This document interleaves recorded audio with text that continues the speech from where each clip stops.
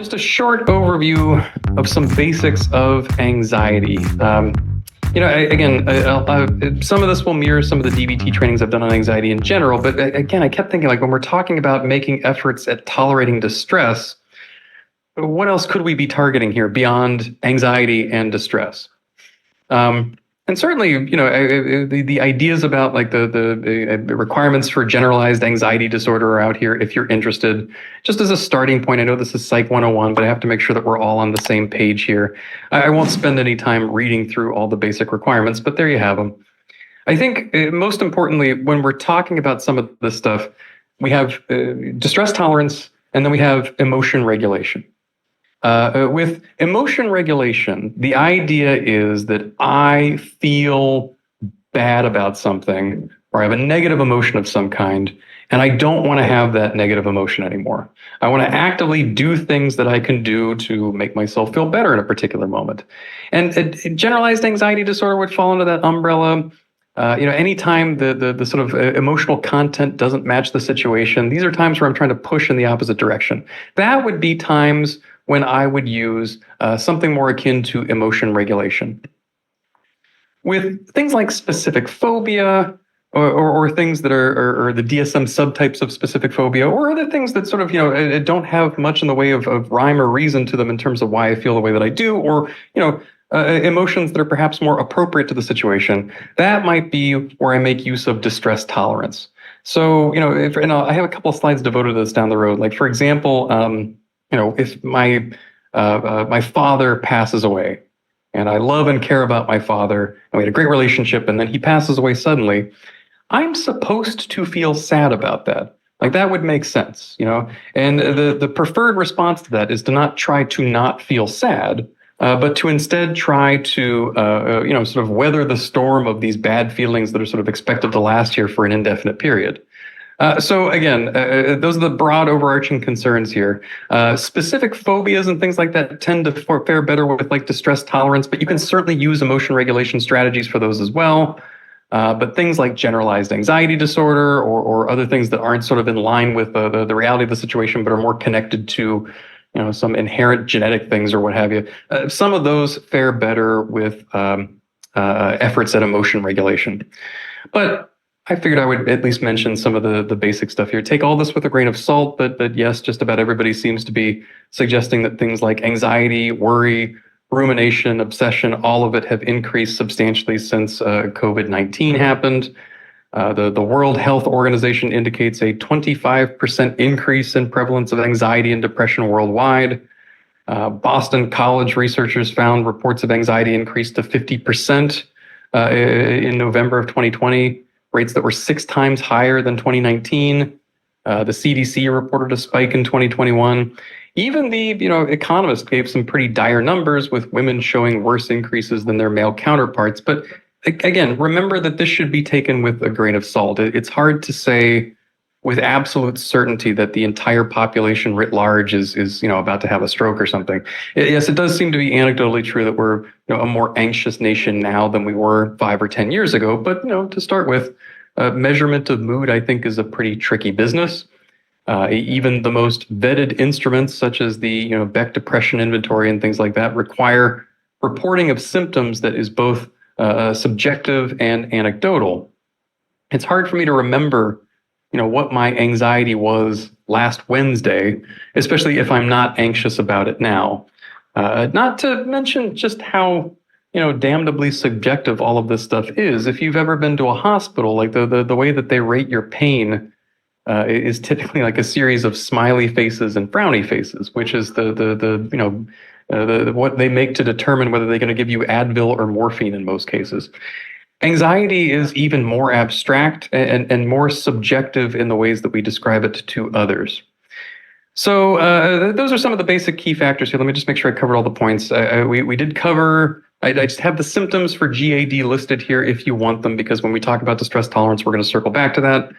I had the symptoms listed for specific phobia here. We talked about some of the basics of the increase in anxiety worldwide since the global pandemic. And I made a point of referencing the idea that in basic form, emotion regulation is more about trying to feel different when the emotion doesn't quite match the situation. For distress tolerance, it seems to work a little bit better in that we're trying to sort of tolerate the distress, quite literally, because there's not much that can be done about it beyond just that. So setting the stage here as best I can. Let's also talk for just a moment or two about what is dialectical behavior therapy. I have a run of DBT stuff. And yes, thank you. And worldwide political instability, Mary. It's been quite the couple of years, I'm sure, for most of us. Yeah. I had a whole run of DBT stuff that I've been making use of for a while. Like anytime I give a DBT talk, I had this sort of standard format that I would use to explain some of the basic principles about what it is and how it works. But I've made some a pretty large overhaul of things here in the last couple of months. And I think for the better here. So I've got a lot of new content that I'm running through. Some basic recommendations here. The way that it works, like again, when you're running DBT, you got a couple of options, and it works in two basic ways. On one hand, you could do a standard DBT approach, the way that Linehan put it all together.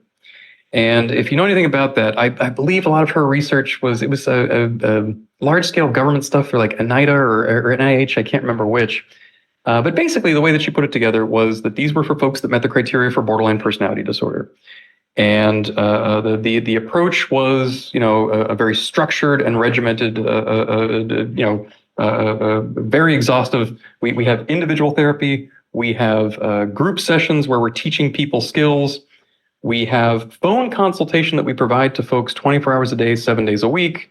And then we have really intense supervision for the clinicians, because the rationale being that most of these folks are a challenging population to work with, and it's a benefit to therapists when they have tons of support during all of that. So when Linehan was running all this stuff initially, and since then, as she's kept it going, that was what she did. Treatment was a long-term process. There are some basic recommendations for this, but long story short, personality disorders are a long haul. I don't hear to some of these timeframes as strictly as some of my peers, but it makes sense on some level. Like, you need to be able to have time if you're going to change who you are to the core. Like, even the Becks, diehard proponents of the short-term treatment approach, have put in writing over and again that they were amenable to years of treatment for personality disorders. Some have tried to quantify this more officially. I think Linehan has a structure to the groups in that 2015 book that lasted a full year. Again, personal preference. I find that sometimes when you stretch the material out that long, it gets a little thin, But whatever arbitrary time frame you're putting together here, it makes some amount of sense. If we are changing elements of personality, I would be very suspicious of changes that take place very quickly. In some ways, you can blame pop culture for that. I was talking with a group of folks earlier today about in A Christmas Carol, Charles Dickens' A Christmas Carol, like Scrooge has like one meaningful look into the beyond, and then wakes up the next morning a completely different person, and we're expected to believe that years of bad behavior are just changed instantly, which it doesn't make a lot of sense conceptually. I think for most folks, if the expectation is that they're going to change who they are to the core, that's something that's going to take time if it's going to stick and be more permanent. Like, if you're a very talkative person, like, imagine how much time and work it would take for you to fundamentally change you into someone that's more reserved and careful. Or the opposite end, if you're an introvert, like, how much work would it take to make you the outgoing type? Whatever the case, that was the overview. It was meant for folks that were struggling with really long-term concerns, and treatment was intended to be very long-term and intense. So the way that she would break it down would be individual psychotherapy once per week. I'd have to check. I don't remember if in her initial runs, if she was doing 45 minutes a week, or if it was like the 53-minute, 1 hour sessions that folks might have been doing in years past. But that was the case. 1 hour a week of therapy, 2.5 hours of skills group training, where she would sort of separate the training and the skills from the individual therapy, because she didn't want those things to eat into the time they had for individual therapy. Telephone consultation, which is probably one of the more controversial elements of DBT, during which, as needed, we would provide consultation to folks that were struggling to implement specific skills in a moment.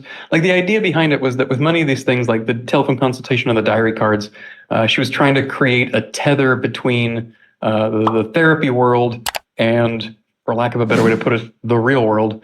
Because, again, with a lot of the folks that she was working with, their sense of permanence with these things was not great. The expression that I'd mentioned to folks in other talks had been goldfish memory. If you've ever heard the term before, the idea is that we tend to believe, or we used to believe, but it's not true, that goldfish have really bad memories, such that how you could justify keeping them in a bowl their entire life was that every 20 seconds or so it hits the reset button.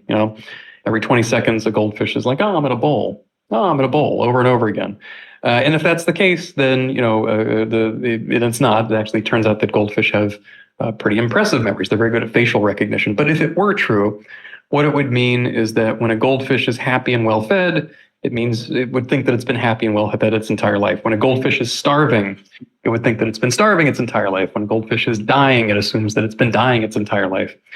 And that was what Linehan found with the populations that she was working with, is that they were very good at living in the moment to the point where they would sort of negate the global perspective here. So that was the idea behind the telephone consultation, was that it was trying to sort of, you're out in that world now and you're struggling to implement these things. And it's almost like you would forget like what the skills were and how they would all fit together. So the telephone consultation was intended to help folks remember, like, okay, I'm about to meet with my boss and ask for a raise. I know you and I talked about Dear Man. How do I actually make that stuff work here in the moment? The diary cards were intended for that as well. But again, more highlighting just what the treatment overall is so that you understand the basic conceptual framework of DBT.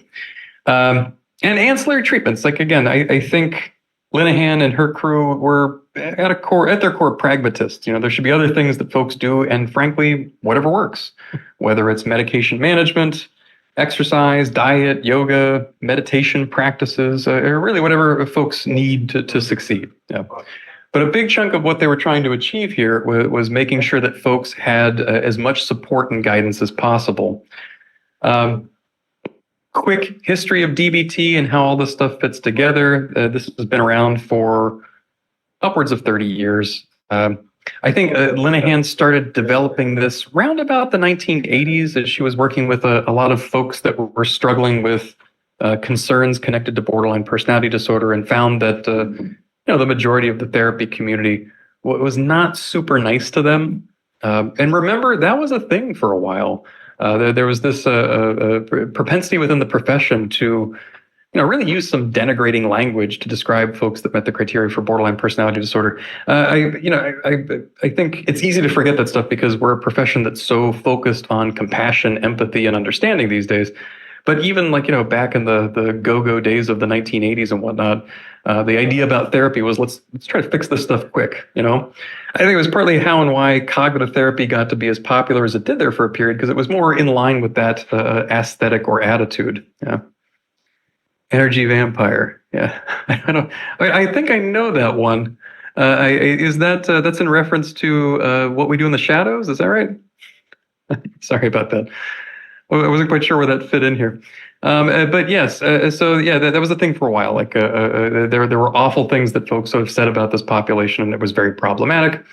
And her beef was mostly with the cognitive therapists that were all about telling them that they are thinking and behaving incorrectly. To some extent, we were talking about this with another group just this morning. We were talking about like the current conceptualization of, oh yes, it looks like we're having a conversation about stuff from What We Do in the Shadows, so I'm glad to hear that. I see. I'd never heard that before.